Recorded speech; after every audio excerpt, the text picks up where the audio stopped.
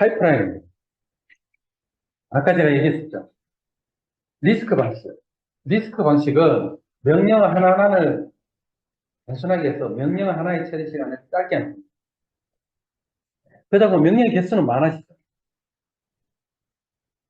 근데 이걸 어떻게 효율적으로 하냐면은 파이프라인을 통해서 훨씬 더 빨리 처리할 수 있다는 거예요.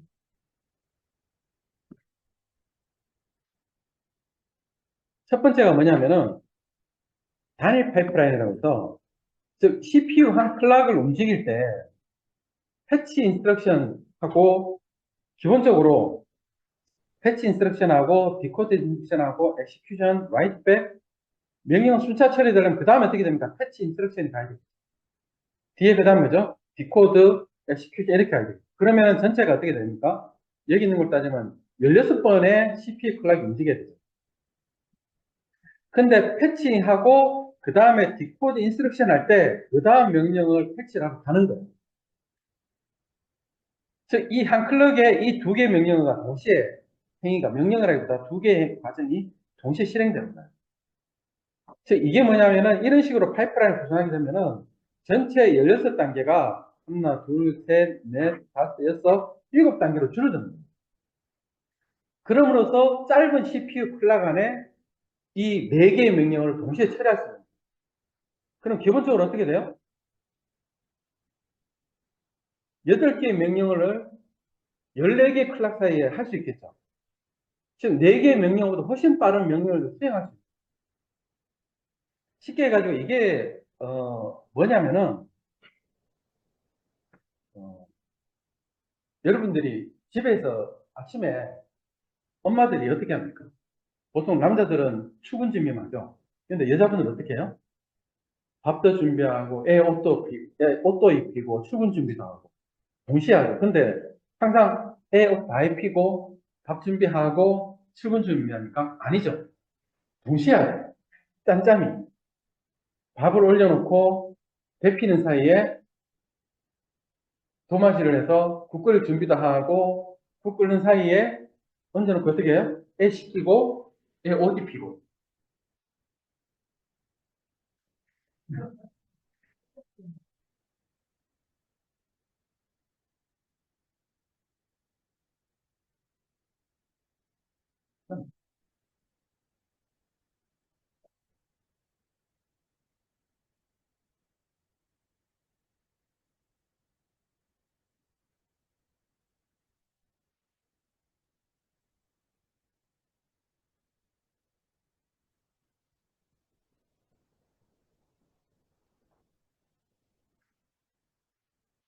하는 거예요. 그래서 그 CPU 사이에 자 그런 식으로 짬짬이 그 틈을 이용하듯이 이것도 CPU도 그렇게 이용하는 거예요. 그게 이제 단일 파이프라인이고요. 그 다음에 슈퍼 스칼라는 뭐예요? 요걸 하나 더 붙인 거죠. 쉽게 하면 뭡니까? 아침에 우리 이모님 한 분을 모시는 거예요. 그러면은 훨씬 더 많은 일을 할 수 있어요. 그게 슈퍼 스칼라 방식입니다. 슈퍼 파이프라인은 뭐냐면은 이 단계를 패치 인스트럭션 하나 더 어떻게 됩니까? 우리가 아까 명령에서 패치 인스트럭션을 보면은 프로그램 카운트에서 메모리 어드레스 레지스터 갔다가 메모리 어드레스 레지스터에서 메모리 실제로 가지러 가죠. 이게 하나의 패치 인스트럭션인데 이걸 더 세분해서 프로그램 카운트에서 메모리 어드레스 레지스터 가고 메모리 어드레스 레지스터에서 데이터 가지러 갈 때 이 프로그램 카운트에 있는 게 어떻게 하면 메모리 어드레스 레지스터로 가는 거예요. 즉 더 세분화입니다. 더 세분화. 그게 슈퍼 파이프라인입니다. 그 다음에 슈퍼 파이프는 슈퍼 스칼라는 더 세분화된 것들을 아까 말했듯이 이모님 한 분을 더 모셔가지고 아침에 훨씬 더 빨리 더 많은 일을 할 수 있도록 합니다. 근데 이게 그냥 되냐? 그냥 되지 않습니다. 기본적으로 컴퓨터 구조, 제어 장치부터 모든 것들이 여기에 맞게끔 갖춰줘야 되고요. 버스 구조도 마찬가지고요. 주변에 있는 그 딜레이 요소인 이 저장 장치의 속도도 발전돼야 되고요. 그 다음에 컴파일러도 여기에 맞게끔 돼야 되고요. 모든 것들이 그렇게 맞춰져야지 이렇게 그냥 어느 한 순간 뚝딱 한다고 그렇게 되는 거예요. 그래서 리스크 방식이 명령어 하나하나의 단순한 명령어 하나하나로 인해서 전체 명령어가 길어지지만 전체적으로 파이프라인이라는 기술을 이용함으로써 훨씬 더 빠르게 처리할 수 있는 거예요. 그래서 우리가 ARM, ARM 회사라고 얘기하죠. ARM 회사 아시죠? 그 ARM이 어드밴스드 리스크 머신의 약자예요.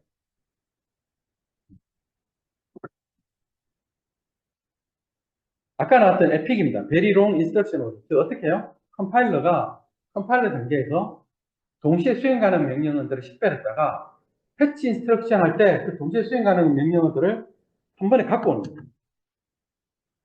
그래서 엑스큐션 할 때 그 명령어들을 한꺼번에 처리합니다. 이게 Very Long Instruction입니다. 근데 파이프라인 기법의 문제점이 있죠. 왜 그러냐면은 아까 제가 말씀드렸죠. Very Long Instruction Order가 동시에 수행하는 명령어를 가져올 때 서로 디펜던시가 없어야 되죠. 마찬가지로 모든 명령어는 순차 처리되어야 되는 이유가 이 명령어가 어떤 디펜던시를 가지고 있는지 모르잖아. 기본적으로 데이터베이스 배우셨나요? 데이터베이스 배우실 때 데이터베이스 아노말리 현상이라고 배우셨죠. 즉 데이터베이스는 연산을 한 후에 저장을 하고 그 다음 명령어가 이걸 읽어야지 데이터베이스 데이터 일관성이 유지가 돼요. 그거하고 똑같습니다. 이것도. 근데 그렇지 않은 경우가 생긴다. 필연적으로. 그래서 기본적으로 이 파이프라인이 원하는 메커니즘으로 움직여야 되지만 그렇게 되지 못하는 경우가 있다. 어떤 것 때문에? 첫째, 구조적 해석. 즉, 하드웨어에 제한이 있단 말이에요. 예를 들어서 동시에 수행 가능한 명령어가 우연히도 다 출력 장치를 쓰는 거예요. 근데 출력 장치 하나밖에 없어요. 그럼 얘는 갖다가 프린트 했는데 앞에 명령 벌써 프린트하고 있죠. 그럼 얘는 어떻게 됩니까? 기다릴 수밖에 없는 거예요. 또 채수가 엄청나게 없어서 그 다음 명령어도 또 프린트를 씁니다. 계속 이런 식으로 즉 하드웨어 제한으로 인해서 명령어가 실제 파이프라인으로 쭉쭉 빠져나가지 못합니다. 그 다음에 제어해줘야 돼요. 프로그램 카운터에 있는 게 프로그램 카운터는 그 다음 명령을 그냥 갖고 옵니다. 근데 방금 명령어가 수행해서 갖고 와서 보니까 저장치에서 보니까 갑자기 뭐요? 고투무예요. 고투 100번지요. 갑자기 가는 거예요. 나는 10번지 처리했으면은 그 다음 20번지 명령어가 왔는데 그 다음 명령어가 100번지로 가요. 그러면은 20번지 명령어가 그 다음 처리되는 게 맞나요? 아니죠. 이런 문제가 생기는 거예요. 그 다음 데이터 헤드는 뭐냐면은 이 명령어가 막 갔는데 그 다음 명령어가 딱 와가지고 패치 인스트럭션하고 데이터를 가지고 가려고 했는데 막상 가보니까 앞에 명령어의 결과를 가져와야 됩니다. 그러면 미리 가져올 수 있습니까? 데이터베이스의 아노말리 현상은 똑같은 현상이 생깁니다. 그게 데이터 헤드입니다. 그래서 이런 것도 어떻게 해결하냐? 구조적 헤드들은 하드웨어적인 자원의 제한 때문에 그럼 하드웨어를 더 붙이면 돼요. 근데 그게 무작정 붙일 수 있나요, 계속? 우리가 서버라는 이 자원 안에서 버스를 무조건 세게 해가지고 막 내릴 수 있나요? 없어요. 왜 그러냐면은 이 버스도요, 16비트, 32비트, 64비트 컴퓨터를 만들잖아요. 그러면 버스가 점점 더 촘촘해져요. 저도 뭐 전기공학과, 전자공학과 아니지만은 이게 굉장히 접촉이 이게 간격이 좁으면 좁을수록 이 저항이 생깁니다. 보이지 않는 데이터가 왜곡될 수 있는 그런 가능성이 굉장히 높아져요. 그래서 그만큼 이 집적도 기술이 굉장히 미세 기술이 쉽지 않게 되는 거예요. 그래서 오늘날 뭐 삼성전자가 뭐 엄청난 미세 기술이 들어가지고 뭐전 세계 1등을 하는 것도 다 그런 있는데 그래서 그런 하드웨어를 무조건 이 시스템 구조 자체를 무조건 개선할 수 있는 거예요. 또 제어제드 같은 경우에는 분기 목적지를 미리 갖고 오는 거예요. 어떻게 갖고 오느냐? 처음에 갈 때는 몰라요. 처음에 갈 때는 100번지로 갑자기 튀었는데 이거는 예측할 수 없잖아요. 근데 그 다음에 또 이게 반복을 쳐서 뭘 처리하다 보니까 이 명령을 또 처리해요. 그럼 어떻게 돼요? 이 명령은 야 아까 보니까 이 명령을 처리할 때 얘 뒤에 그 다음에 100번째를 처리하던데 알고 있잖아. 그래서 얘를 프로그램 카운터에서 먼저 보내고 난 다음에 이 명령 오면은 그 다음 20번째를 갖다 놓는 게 아니고 어떻게 해요? 미리 100번째를 갖다 놓는 거예요. 뭐 분기 목적지를 선인출한다거나 아니면 분기 예측을 한다거나 아니면 분기물이 보니까 보통은 100번째 갔는데 굳이 지금 바로 처리 안 해도 돼. 20번째 처리하고 그 다음에 100번째를 갖고 와도 돼. 그럴 수도 있고. 그 다음에 캐시 분리는 아까 뭡니까? 명령 캐시하고 데이터 캐시를 분리한다. 즉 하드웨어적인 제약사항을 버틀러 기능이 발생하지 않도록 한다. 이런 식으로 해서 파이프라인의 해저들을 막습니다. 막는다기보다는 줄입니다. 그래서 파이프라인이라고 해서 이게 모든 기계적으로 다 이렇게 가지는 않아요. 중간에 반드시 이런 해저드 현상들이 개입을 하겠죠. 그러나 전반적으로 이런 기술들을 활용해서 해보니까 이 리스크 방식에서 파이프라인을 사용하는 기술이 훨씬 더 빠르게 명령어를 처리하다는 겁니다. 그래서 다시 한번 구조적 해저들 보면은 뭐 가상기를 추가하거나 어쨌든 시스템의 자원을 추가하는 거예요. 이런 것들이 다 구조적 해저드 일단 해결 방식입니다. 데이터 해저드 해결 방식. 데이터 해저드가 생기는 주요 원인은 이거예요. 데이터베이스 생각하시면 됩니다. 기본적으로 어떻게 합니까? 라이트 하고 난 다음에 읽어야 됩니다. 그래야지 이 데이터베이스, 이 데이터의 무리성이 계속 유지돼요. 라이트 하고 난 다음에 읽어야지. 그래서 이 데이터베이스를 데이터베이스를 데이터를 읽을 때 그 다음 명령어가 필요하다 그러면 연산이 끝났으면 미리 데이터를 그 다음 명령에다 발패싱 해주는 거예요. 혹은 뭐 컴파일러로 명령을 재배치해서 이런 일이 생기지 않도록 한다든가 뭐 레지스터 이름을 뭐 변경해서 의존서 해결한다든가 그 다음에 노 프레임션 옵션이라고 해가지고 파이프라인 중단을 막기 위해서 중간에 그냥 빈 명령 하나 그냥 쏘는 거예요. 이런 식으로 해서 데이터 해저들을 해결을 합니다. 제어해저들 해결 방안은 분기문이 발생하지 않는다 라는 걸 기본으로 깔고 명령을 처리하고 만약 분기문이 발생하게 되면은 여기도 저기 뭐냐 근데 딜레이 스타일 쓰는 거 추가해가지고 그냥 그 명령어는 그냥 흘려버립니다. 그래서 그 다음에 명령어가 파이프라인이 저기 뭐냐 손실이 없도록 해주는 거고요. 이게 브랜치 타겟 버퍼가 뭐냐면은 분기 히스토리를 관리하는 명령어에 따른 분기가 어떻게 되더라는 관리해놨다가 해당 다음 명령을 처리할 때 그냥 순차적으로 명령을 처리하는 게 아니라 분기문의 명령을 미리 가져오는 거예요. 뭐 포화일문을 루핑문을 풀어서 컴파일러 단계에서 효율적으로 풀어가지고 순차문처럼 처리해주는 거다. 이런 식으로 해서 파이프라인이 내부적으로 효율적으로 처리될 수 있도록 합니다. 즉 해저드가 최소화될 수 있어요. 없게는 못합니다. 해저드는 필요성이 생길 수밖에 없어요. 최소화할 수 있도록 하는 게 해저드 해결 방식이에요. 그래서 슈퍼 파이프라인, 슈퍼 스칼라 뭐 이런 방식 요거에 대해서 보시고 고집적화 뭐 이건데 매니코어인데 지금은 다 매니코어죠.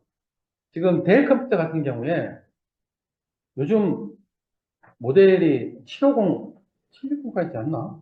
모르겠는데 750 뭐 이런 모델들 보면은 기본적으로 그 델 모델들은 다 들어가는 CPU가 CPU 두 개밖에 안 들어가요.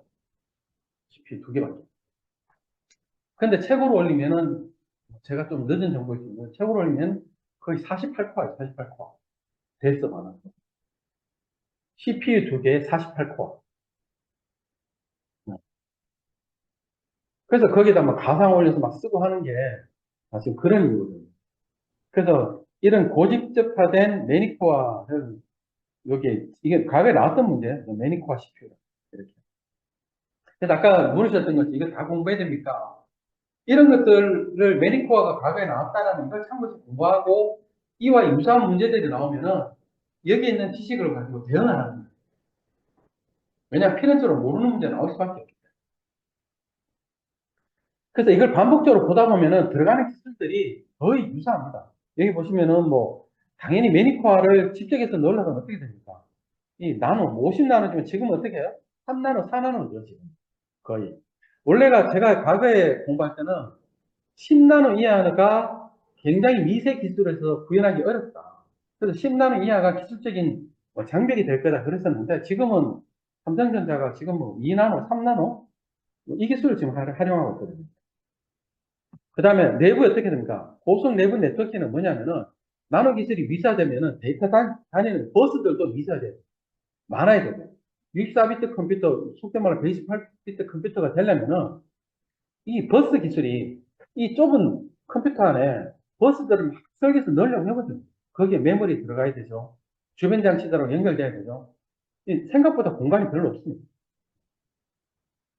그 다음에 멀티코어, 즉 멀티코어를 쓰다 보면 어떻게 됩니까? 뒤에 나오는 캐시 일관성 문제가 또 생깁니다. 네.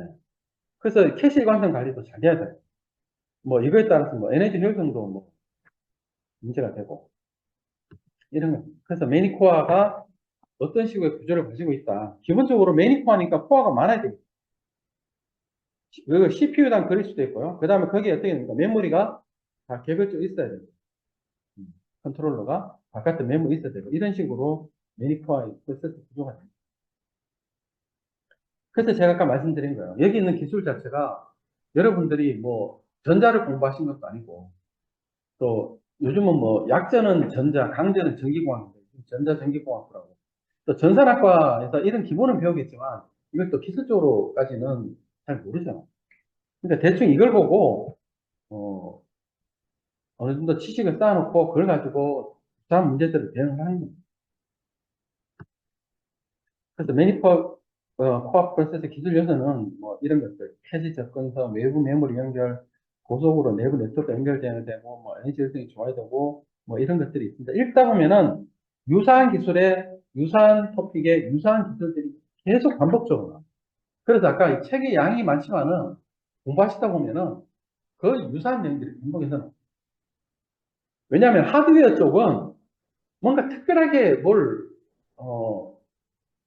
물론 뭐 요즘은 그 로켓 있죠, 로켓.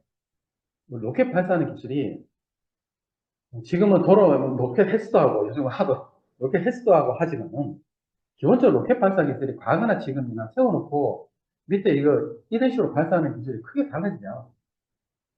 단지 그 안에서 뭐 고체 연료를 사용하고 훨씬 더 에너지 효율적이고 뭐 센서나 이런 것들 통해서 훨씬 더 뭐 디테일하게 통제하고 이런 것들이 달라졌을 뿐이지. 그래서 뭐 소프트 측면에서 뭐 메시지 패싱 기술, 트랜지션 메모리, 뭐 시리얼 포트 메모리 관리하는 것들, 토큰 베이스드 소프트 지원 프로그램 이런 식으로 해서 쭉 보면은 이 내용 하나하나들이 뒤에 보면 계속 반복적으로 이상하게 나옵니다. 기본적으로 매니코어라는 건 지금에 있는 멀티코어 기술이죠. 그걸 의미합니다. 매니코어. AMP는 뭐냐면 어시메트릭 멀티코어 프로세서예요. 이게 비대칭인데 이 얘기 뭐냐면은 성능이 우리가 모바일이나 인베이티드 같은 경우에는 여러분들이 배터리 제약이 있잖아요. 그래서 항상 새로운 저 모바일 갖고 계시다. 새로운 폰이 나오면은 항상 이게 발열 문제 때문에 여러 가지 얘기들이 나오잖아요. 발열 문제가 왜 나오냐면 기본적으로 우리 그 통화 이렇게 오래 하시면 막 한참 통화도 뭐 이게 없거든요. 뜨겁죠. 예. 배터리도 그러면 많이 쓰게 되고. 그래서 쉽게 말해 비대칭형, 즉 성능이 좋은 코어하고 성능이 중간쯤이 된 코어를 같이 넣는 거예요. 그래서 게임하실 때는 고성능의 CPU를 사용하고 일반 뭐 카카오톡 할 때는 저성능의 CPU를 사용함으로써 에너지 효율, 즉 제한된 배터리 영역 안에서 이 배터리 효율적으로 쓰도록 하는 거예요. 그게 AMP입니다.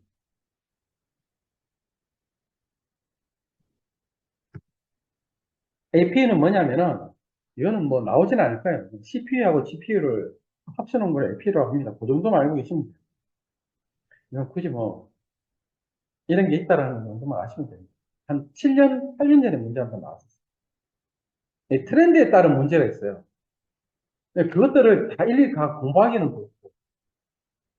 그렇다고 해서 빼놓다 보면은 또 1, 2년 사이에 트렌드에 따른 문제는 또 아까 말씀드렸을 때 1교시형이 2교시형으로 나오고 2교시형이 1교시형으로 나오기도 하고 관리에 나왔던 게 응용에 나오기도 하고 응용에 나왔던 게 관리에 나오기도 하거든요. 그러다 보니까 이렇게 안 넣기가 좀 애매해요. 근데 이제 시간이 지났으니까 이런 것 같아요. 저도 이거 뺄까 고민도 많이 하는데 그냥 이런 게 있었구나라는 정도만 아시면 될 것 같아요. AP. 어플리케이션 프로세서. AP. 여러분들 모바일에 다 들어있는 게 애플리케이션 프로세서.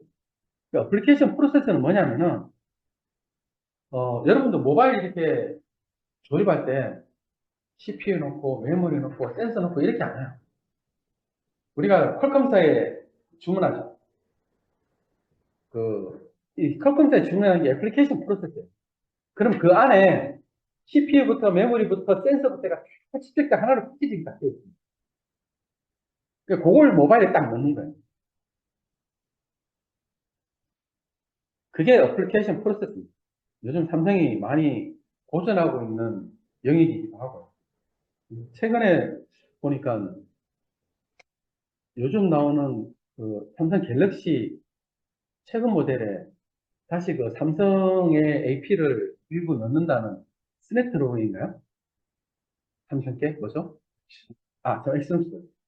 스냅드래곤이 이제 퀄컴 샀고 그 엑시노스를 뭐 일부 쓰겠다는 뭐 그런 기사 제가 또 본 적이 있는데 네. 한동안 이제 퀄컴 살 것만 썼다는 것 같아요. 제가 뭐 삼성 내부 아니라 잘 모르겠죠. 예, 그게 AP입니다. 그 AP 안에는 모든 센서나 이런 것들 그거에 패키징 돼요. 시스템 원칙 기술이 뭐냐면 그런 패키징 기술이에요. 그런 하나의 애플리케이션 프로세스를 만들기 위해서 그 안에 모든 것들을 패키징해 넣어야 되죠. 그게 이제 시스템 원칩이라는 기술입니다. 그래서 모바일에도 쓸 뿐만 아니라 인베디드 시스템들, 센서, 뭐 IoT 뭐 이런 센서나 이런 기술들에 다 이런 시스템 원칩이라는 기술이 들어갑니다. 그래서 요만한 이런 센서 안에 뭐 조금 큰 걸로 따지면 요즘 뭐죠? IP CCTV. 그 CCTV 요즘 전부 IP 기반으로 다 되잖아요. 동영상. 그런 것들. 어, 그런 것들이 다 그 안에 들어가 보면은 다 시스템 원칙 기술들이 다 들어가 있어요. 근데 이거는 뭐 시험에 나올 수도 있지만은 기본적으로 이제 기술자들 알아야 될 기본적인 그냥 지식이에요. 이 시스템 원칙이다 이런 거. 그러니까 시스템 원칙에 대한 정도가 뭐 있는데 기본적으로 컴퓨터 구조죠. 메모리 있고 뭐 저기 CPU 있고 뭐 이런 것들 보시면 돼요. 구성에서 이런 것들이 있다. 이거 여기 있는 모든 것들 다 외워서 못 씁니다. 이거 여러분들 이거 답안에 넣으면은 거의 3분의 2페이지 넘어가요. 그 정도로 이렇게 3분의 2페이지 이거 하나 정도로 넣을 정도로 그렇게 문제가 나오는 경우는 거의 없습니다. 그 다음에 SOC의 제작 절차인데 이것도 한 7년 전인가 나와서 소프트웨어 공학으로 분류를 할지 어떨지 모르겠지만 그렇게 일단 제가 넣어놨어요. 그래서 이런 것들 참고를 해서 유사한 문제가 있으면은 그때 참고를 활용하는 거예요. 이거를 있는 그대로 다 적고 답안에 다 쓰실 시간이 없어요. 진짜. 굉장히 추상화를 단계를 높여가지고 답안을 내야 돼요. 그래서 제작 절차 이런 것들이 있다고 주요 제작사에는 뭐 삼성전자, 퀄컴 뭐 이런 데가 다 만드는 데가 다 되게 시스템 원칙 기술들이 다 들어가는 거예요. 빅리틀 프로세싱인데요. 이거는 안 보셔도 돼요. 옛날에 삼성전자에서 그 모바일에 아까 AMP 나왔었죠. 그것처럼 뭐 빅코어, 리틀코어 이러면서 즉 게임하고 멀티미디어 할 때는 고성능 CPU. 그 다음에 일반적으로 뭐 인터넷 쓴다거나 카카오톡 하면은 이제 리트 CPU 뭐 이런 식으로 쓴다는데 이거는 참고적으로 보시면 되고 굳이 아까 양이 많다고 하니까 제가 볼 때는 안 보셔도 됩니다. 뭐 그냥 얘가 이런 게 싸가시면 GPU 뭐 GPU는 인공지능 때문에 워낙 뭐 유명해서 이제 모르시는 분도 없고 최근에 나오는 건 뭐죠?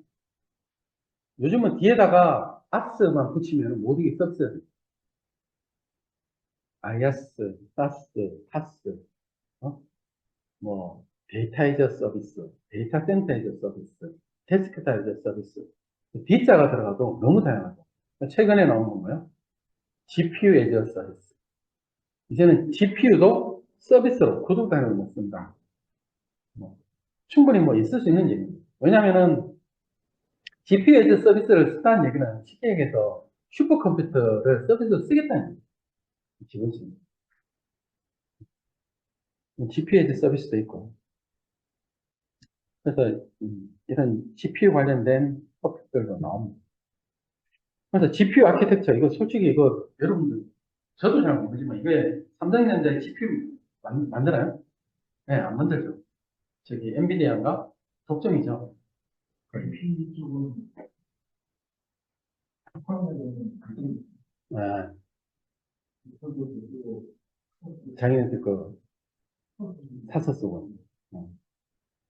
요즘은 지금 뭐 아시겠지만 옛날에 과거에 썬 마이크로 시스템들 오라클 인수했죠. 했는데 그쪽에서 스팍칩을 만들어냈는데 지금은 걔들도 안 만들어내요. 팬덤에도 옛날에 자기들 뭐 CPU 쓰다가 걔들도 이제 인텔 CPU를 썼습니다. 왜냐하면 거기에다가 뭐 별도로 돈을 투자해가 로드맵 만들기 너무 힘들거든요. 굉장히. 그래 차라리 인텔 CPU 갖다가 하지는 않는 거예요. HP도 제가 알기로는 인텔 CPU를 다 쓰는 걸로 알고 있고, IBM이 이제 그나마 AX의 리스크 칩이 자기네 로드맵 있어가지고 그만큼 지원을 하지만은, 그래서 이런 부분들은 참고를 해가지고 보시면 됩니다.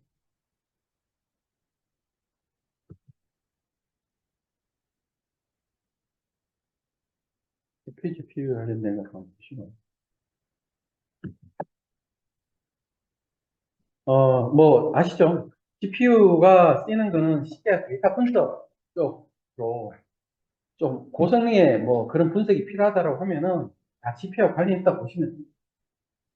그래서 문제 쓰실 때 그런 거 관련된 거 있을 때 이런 것들을 기본적으로 토픽으로 끌어서 쓰시면 돼요. 100% 맞을 필요는 없다. 왜? 우리는 60점 맞는 시험이지 100점 맞는 시험이 아니에요. 항상 그렇게 여유있게 생각하시면 돼요. 그 다음에 텐서플로우, 뭐, 구글이 워낙, 저기 뭐냐,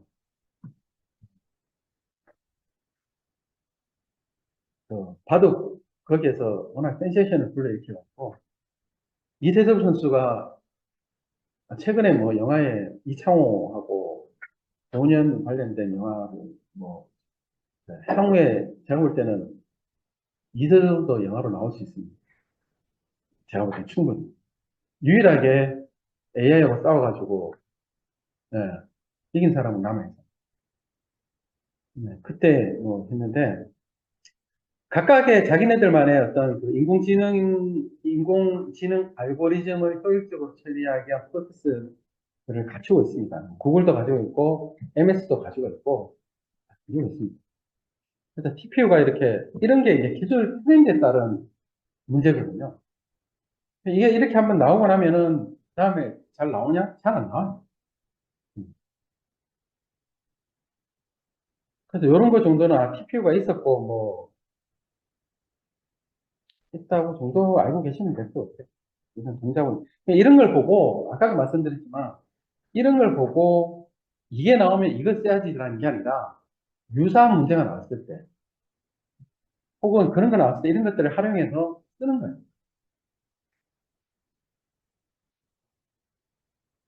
그래서 TPU라는 게 있었어요. 텐서 프로세싱이라고. 그 다음에 기억장치는. 기억장치는 주기억장치, 보조기억장치 뭐 쭉 있죠. 워낙 뭐 옛날 것들 많이 있어가지고.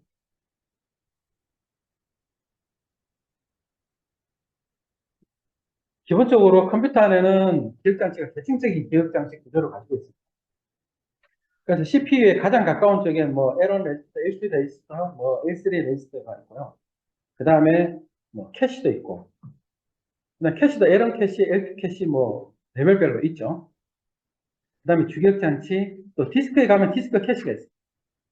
디스크 있고, 뭐 지금 밑에 가면은 자기 테이프, CD 이거는 아주 옛날 건데 그냥 외장 저장 장치. 요즘 저장 장치는 아카이브용으로도 전부 좀 싸지만 SATA 디스크 같은 이런 거 씁니다. 왜냐면은 기본적으로 디스크 하나가 요즘은 테라급이에요. 싼 거죠. 그 다음에 테이프 저장 장치도요. 과거에 그런 테이프 저장 장치가 아니에요. 테이프 저장 장치 하나가 몇 테라씩 저장 가능합니다. 속도도 엄청나게 빠르고 워낙 데이터가 이렇게 많다 보니까 저도 이렇게 뭐 유튜브 이렇게 보지만 유튜브 이렇게 보면서, 야, 저 많은 어저께, 뭐, 일부, 이제 그 오전에 그것 때문에 다 거의 폭주했죠. 뭐, 집사람 옆에 있다 카카오톡 안 된다 그러고, 뭐, 난리 나셨어요. 난리 났었고, 뭐, 일부 유튜버들은, 저기 뭐냐, 저도 처음에는 그 유튜브에서 봤어요. 보다 보니까 끊기는 현상이 생기는 거예요. 그래서 다시 이제 TV로 와서 봤는데, 이 그만큼 사용자 접속이 되는데 그 정도 이렇게 데이터를 제공하는 거 보면은 저도 참 보면 대단합니다. 우리나 이런 기술도 보면. 네이밍. 말 그대로, 랜덤 액세스 메모리. 즉, 주소를 가지고 해당 위치에 바로바로 찾아가는 게 네이밍. 저희들이 우리나라가 가장 현재 앞선 기술이죠. 삼성전자하고 하이닉스. 요즘은 하이닉스가 빛을 보고 있지만, 삼성전자는 무슨 일이 일어나는지 잘 모르겠습니다. 그래서 뭐 D램, 뭐 스태틱 램, EDR램, CD램, 뭐 SD램 이런 것들이 있어요. D램이죠. 이제 D램이 하고 스태틱 램이 있는데 이게 시험 문제에 3년 전인가에 나왔어요. 난데없이. 사실은 뭐 이게 굳이 이 시점에 나올 문제인가 싶은데 기숙사 시험의 특징은 뭐냐면은 어, 제가 좀 이렇게 보면은 기숙사 시험을 출제하시는 분들 생각이 없습니다. 그냥 아무거나 내면 됩니다. 제일 편해요. 왜? 우리는 정답도 모르고요. 답안지를 확인도 할 수 없고요. 내가 떨어졌으면 왜 떨어졌는지, 내가 붙으면 왜 붙었는지 모릅니다. 그래서 D램이 갑자기 툭 튀어나왔어요. 스택 D램이 있고, 두 개 중에 가장 큰 차이는 그거예요. D램은 여러분들이 우리 컴퓨터의 메모리가 D램이니까, 스택 D램은 캐시 메모리를 써요. 주로. 고속에 좀 비쌉니다. 이게 스택 D램이라고 보시면. 그래서 D램, S램 뭐 있는데, 같이 공부하시다가, 공부하시면은 모바일 갖고 계신 우리 삼성전자분께 삼성전자 가면 이런 정보도 많아요. 근데 문제는 뭐냐면은 여러분들 기술 공부하실 때 뭘 하나를 가지고 밑으로 파기 시작하면은 이 공부를 못합니다. 그렇게 했다가 어느 세월에 토픽 하나가 거의 책이에요, 책.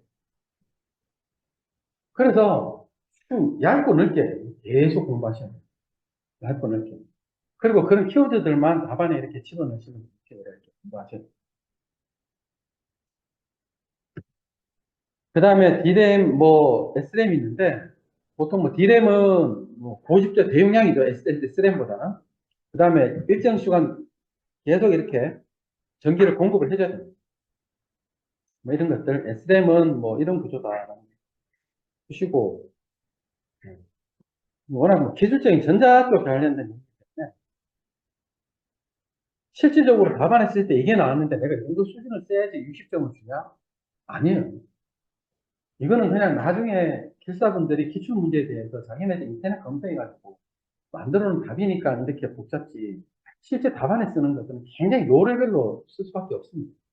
그 정도 써도 어려운 문제 같은 경우는 오히려 뭐 17점, 18점 줘요.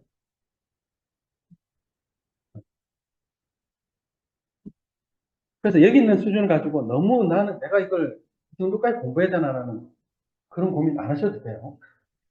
네. 그래서 자꾸 제가 얘기하는 게 그 이런 것 때문에 자신감 잃지 마시는.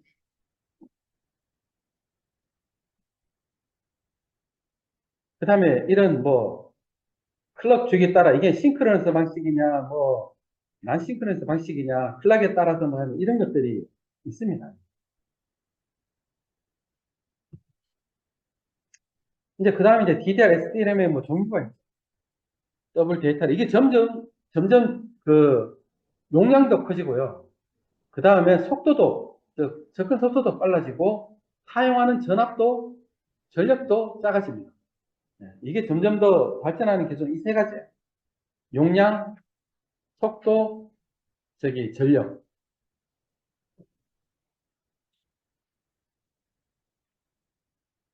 이게 점점 빨라지고 어, 지금은 요즘은 DDR6인가요? 8구요? 8이에요, 8? 오, 여전히 요즘 DDR5인가요?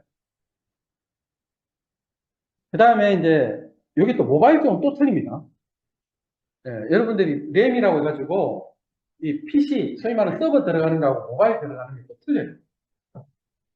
거기는 전원이 이렇게 계속 무한정 공급되지만은, 우리 모바일 폰은 충전해가지고 전력이 공급되잖아요. 그래서 이 LP가 로파워예요, 로파. 굉장히 그 전력 사용량이 최적화돼요.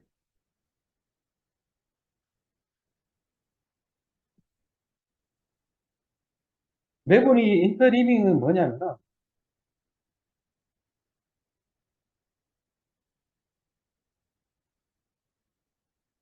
어, 쉽게 얘기해서 어떤 데이터들을 우리가 디스크에, 디스크 기술에도 디에감을 나오는데, 레이드 제로가 있고, 레이드 1이 있습니다. 레이드 제로가 스트라이핑이거든요.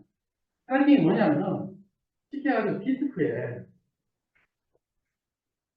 데이터들을, 한 데이터를 여기 흩어놓는 거예요. 그러면 이 디스크별로 쉽게 얘기해서 암이 따로 있겠죠. 접근하는 암이. 옛날 그, 과거에 기다려, 우리 암 있는 디스크로 따지면은, 그러면 동시에 이 데이터를 가지고 서 어떻게 돼? 세 개의 암이 동시에 데이터를 가지고 있을 수 있겠죠. 훨씬 빠른 거예요. 근데 레이드 1은 미러링이죠. 미러링인데 얘는 요즘은 이제 기술이 좋아가지고 여기에 데이터를 이렇게 똑같이 미러링 하잖아요. 요즘은 옛날에는 여기 거 데이터 가지고 저기 갖고 왔지만 요즘은 두 개 중에 어느 하나라도 이렇게 갖고 와요. 근데 이렇게 되면은 이것보다 속도가 느는 거예요. 그래서 어떻게 됩니까? 미러링을 하는데 스트라이핑한 데이터를 그대로 똑같이 미러링. 이런 식으로. 그래서 훨씬 더 빠르게 트래핑 좀 갖고 있었더니 마찬가지로 메모리도 여러분들 메모리 이렇게 빼보시면은 메모리 이렇게 안에 뭐 중간에 폼 있고 뭐 폼이 이렇게 두개 있고 여기 보면은 이렇게 해서 막 진행가 있고 막 이렇게 돼 있죠. 메모리. 이 하나하나가 다 저장 공간이에요. 이게 하나만 꽂히는 게 아니잖아요. 이런 것들이 서버에 보시면은 몇 가지 있습니다. 이게 뭐 뱅크라고 해요. 뱅크. 그래서 서버에 보면은 이렇게 홈이 딱 있는데 그 뱅크도 꽂는 순서가 있어요. 그냥 막 꽂는 게 아니라 이렇게 열로 이렇게 꽂아요. 그런 이유가 뭐냐면은 이 메모리 접근하면서 데이터를 갖고 오는 성능을 최적화하기 위해서. 그러려면은 어떻게 합니까? 데이터를 메모리에 불러 드릴 때 이미 그렇게 최적화해서 불러 올 수 있도록 불러 드려야 돼요. 메모리는 관리. 그게 메모리 인터리빙이에요. 그래서 우리가 이제 메모리 4개 있다고 칩시다. 자, 이 메모리가 우리가 내부적으로 가정하는 게 0이라고. 얘는 0이라고. 얘는 10, 11 메모리라고 가정하는 거예요. 그러면은 우리가 0000이 있는 데이터부터 1111까지 데이터가 있을 때 상위 리트리빙이 뭐냐면은 상위 비트를 이 메모리 위치를 가리키는 비트로 사용합니다. 그러면 0000 번지는 어디에 들어? 여기 들어. 그럼 000, 그 다음 01은 어디에 들어? 똑같이 여기 들어. 이렇게 쭉 들어가다가 얘는 어떻게 들어가요? 0, 1, 1까지 들어가요. 그 다음에 어떻게 돼요? 0, 1, 00부터 0, 1, 1, 1까지 여기 들어가요. 0이 가리킨 게 이거니까. 이게 상위 트리빙. 하위 트리빙이 뭐냐면은 반대죠. 요 뒷부분 가지고 내가 찾아가야 될 메모리를 지정하는. 그러면 어떻게 됩니까? 0000, 여기. 그 다음에 0001은 여기. 0010은 여기 들어가고 0011은 여기. 그 다음에 다시 어떻게 돼요? 0100은 여기 들어가요. 이런 식으로 데이터를 메모리 넣을 때 그렇게 넣는 거예요. 그래야지만이 최대한 이 메모리를 동시에 액세스해가지고 필요한 데이터를 빠르게 가져올 수 있어요. 뒤에 가면 호나민 트리밍이 있는데 이건 뭐냐면은, 자, 이 하드웨어 쪽 기술은 몇 번 이 책 교재를 보다 보면 비슷합니다. 자, 뱅크 안에 메모리가 이런 식으로 들을 수 있잖아요.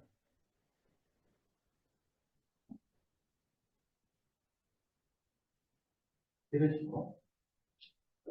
그래서 상위 비트는 이 전체를 지정하는 데 쓰고, 하위 비트는 요 안에서 해당 요 위를 지정하는 데 쓰는 거예요. 그런 식으로 해서 이거보다 더 많은 비트 어드레스가 있을 때 각각 있는 데이터들을 각각의 뱅크 안에 어떤 메모리에 어떻게 데이터를 넣느냐고 하는 거죠. 그렇게 해서 훨씬 더 빠르게 데이터를 고용량의 메모리에서 데이터를 가져올 수 있도록 합니다. 이게 이제 메모리 인터리빙입니다. 그래서 상위 인터리빙 방식은 상위 비트를 가지고 내가 어느 모듈에 들어갈지를 선택합니다. 하위 인터리빙은 하위의 비트를 가지고 내가 어느 메모리 모듈 내에 주소에 들어가는지를 찾아가는 방식이고, 혼합 인터리빙은 이 뱅크, 전체 뱅크 단위로 그 안에서 또 기억장치가 있을 때 이 뱅크 안에서 메모리 자체에도 데이터를 분산합니다. 그런 식으로 해서 데이터를 가져오는 기술들을 계속 발전시킵니다. 왜냐하면은 데이터가 점점 늘어나죠. 용량은 점점 커지죠. 근데 컴퓨터는 용량이 데이터가 늘어나면 늘어날수록 속도가 저할 수밖에 없어요. 어제 그런 일 있었잖아요. 접속자가 많으면 많을수록 느릴 수밖에 없어요. 근데 거기에 대응해서 컴퓨터가 최대 퍼포먼스를 낼 수 있도록 하드웨어 아키텍처를 계속 발전시킵니다. 근데 그 중에서도 발전 속도가 제일 느는 게 메모리. CPU는 굉장히 발전 속도가 빠릅니다.